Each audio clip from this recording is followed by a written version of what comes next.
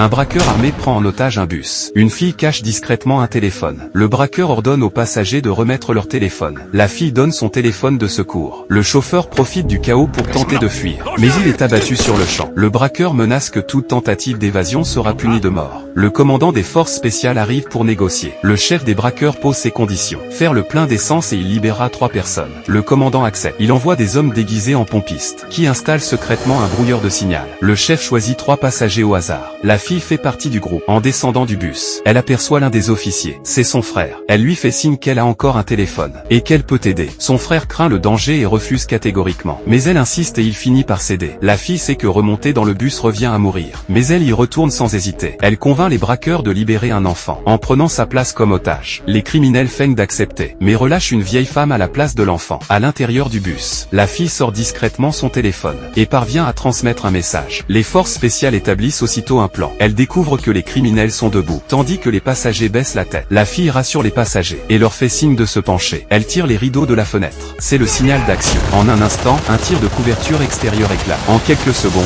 les criminels sont neutralisés. Le sniper changea pour des balles perforantes. Il leva son fusil et visa l'hélicoptère. Après avoir verrouillé la cible, il appuya sur la gâchette. 2 balles consécutives touchèrent le réservoir de l'avion. Puis, à cause de la tension extrême, il s'évanouit. En fait, juste avant cela, l'homme était en train d'encercler les trafiquants de drogue, lorsqu'il reçut la nouvelle que sa femme avait été enlevée par leur chef. Celui-ci voulait prendre l'avion pour s'enfuir à l'étranger. Il se rendit immédiatement à l'aérodrome. Mais l'avion avait déjà décollé. Il courut derrière, mais la distance était trop grande. Alors il appela le sniper à l'aide. Quand son camarade apprit que sa femme se trouvait dans l'avion, la pression augmenta encore. L'homme savait que cette action était dangereuse, car une petite erreur ferait exploser l'appareil. Mais il faisait confiance à son camarade sans condition. À cause de la fuite de carburant, les criminels durent effectuer un atterrissage d'urgence. L'homme monta aussitôt en voiture pour se rendre dans la forêt. Après l'atterrissage, les trafiquants emmenèrent la femme dans leur fuite. Mais dès qu'ils atteignirent la borne frontière, ils furent encerclés par les forces spéciales. Le chef se cacha derrière l'otage. À ce moment-là, l'homme arriva sur place. En voyant son mari, elle cria en larmes pour qu'il la sauve. Ses camarades, craignant qu'il agisse sous l'emprise de l'émotion, demandèrent à prendre l'assaut eux-mêmes. Mais il les arrêta, car il voulait tuer de ses propres mains l'assassin de son père. À cet instant, le capitaine amena la sœur du criminel.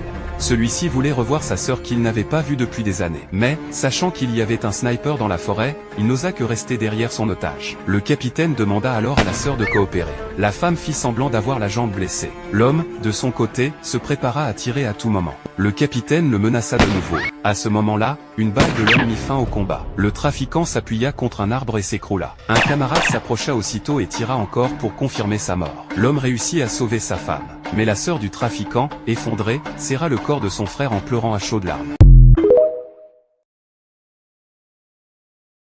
Cet homme veut abattre le chien devant lui avec un pistolet. Mais il est surpris par le propriétaire du chien, qui lui assène 2 coups de poing. On pensait qu'il allait s'arrêter là. Mais il fonce de nouveau. Pourtant, le propriétaire du chien n'est pas un homme ordinaire. Face à cet homme inconscient du danger, il prend même plaisir à la situation. Il rend volontairement le pistolet à l'homme. L'homme reprend aussitôt le pistolet et tire, mais aucune balle n'est tirée. En réalité, le chargeur a déjà été retiré. Puis il lui donne 2 coups de poing pour lui apprendre la vie. Ensuite, il remet rapidement le chargeur en place. À cet instant, un groupe de membres d'un gang apparaît. L'homme fait en réalité partie de ce gang. Le chef du gang, voyant son subordonné maltraité, dit qu'il réglera ce compte plus tard. Le chauve répond alors, quand tu veux venir, je t'attends ici. Le chef rit en entendant cela, inconscient du danger. Puis il part avec ses hommes, sans prendre l'incident au sérieux. Mais ce qu'il ne s'attendait pas, c'est que le chauve vienne directement chez eux. Il bloque le camion qui transporte la drogue du gang.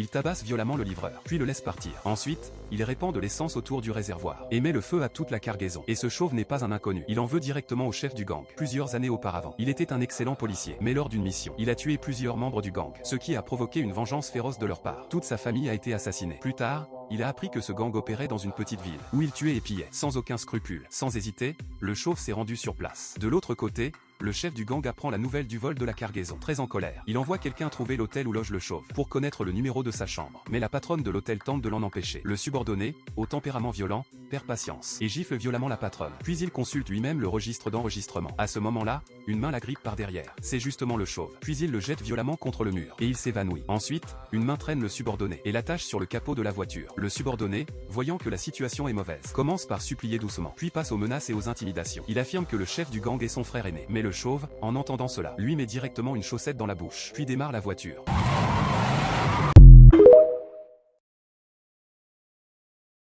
À chaque fois qu'il prend l'avion, il apporte toujours un rouleau de ruban adhésif. Une fois que l'avion vole en régime de croisière, il se rend aux toilettes et scelle habilement le détecteur de fumée avec le ruban, briquet, pistolet et autres objets interdits. Il les a tous apportés à bord sans exception, car il est un agent de police aérienne. Et aujourd'hui est le dernier jour de sa carrière. Un défi concernant 150 vies à bord est sur le point de commencer alors qu'il retourne à son siège pour se reposer un moment. Il reçoit un message sur le réseau interne. Il est d'abord surpris, car à ce moment, il ne devrait plus y avoir de message. Et le contenu du message le laisse perplexe. Prêt à faire votre devoir, agent, connaissant son identité. Le ton semble provocateur. Bill répond avec méfiance, « Qui êtes-vous » À sa surprise, l'autre répond instantanément, « Un de vos passagers ». Bill réalise la gravité de la situation. Il veut savoir qui c'est, mais parmi les nombreux passagers de l'avion, il avertit cet inconnu que pirater ce réseau interne est illégal. Espérant le faire renoncer à cette farce pourtant, l'autre semble tout savoir de lui. Il regarde le passager endormi à côté de lui, puis jette un coup d'œil au passager de première classe encore éveillé. Rien ne semble suspect. Il est en pleine lumière, alors que l'expéditeur du message reste dans l'ombre puis Bill reçoit un autre message. L'autre exige qu'il écoute attentivement ses demandes. Bill se lève et se rend en classe économique, essayant de trouver ce type caché dans l'ombre. Mais n'importe qui dans la cabine pourrait être lui, ou ne pas l'être. C'est alors qu'il reçoit un autre message. L'autre lui demande de régler une alarme dans 20 minutes. Bill est perplexe. Puis un nouveau message arrive. Dans 20 minutes,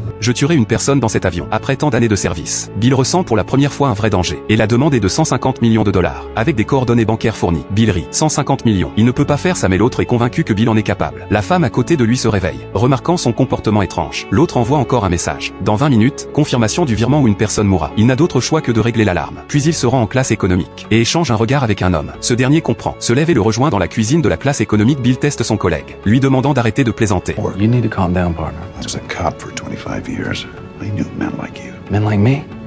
Men like me follow goddamn protocol. We're not even supposed to be talking right now. It's a okay? secure network, Jack. Then what the hell are you talking about? Don't deny you sent these. Après avoir lu les messages, le collègue lui tend son téléphone pour inspection. Effectivement, à part les échanges avec la hiérarchie, rien d'autre après avoir confirmé que ce n'est pas une blague de son collègue. Bill commence à prendre la chose au sérieux, car il s'agit d'un incident majeur. Dans ce genre de situation, la première chose à faire est un atterrissage d'urgence mais son collègue lui conseille de ne pas alerter tout de suite. Bill n'écoute pas cet avis. Il se rend dans le cockpit avec une hôtesse qu'il connaît depuis des années. Le commandant, informé de la situation, lui demande comment vérifier l'authenticité de la menace. Mais dans ce cas, il n'a aucun moyen de confirmer. La sécurité lui répond qu'il faudra au moins 30 minutes pour vérifier les informations de tous les passagers. Le commandant promet que si la menace est réelle, ils peuvent changer de trajectoire. Mais l'aéroport le plus proche est déjà à 1h30 de vol derrière l'hôtesse. 2 hours to Iceland, 3 to London. We're midway over the Atlantic. Tremblante, sert du thé aux passagers. Elle sent que quelque chose ne va pas, mais ne connaît pas la vérité. You okay? Oh, it's this juice fast I'm on. Gives me the shakes.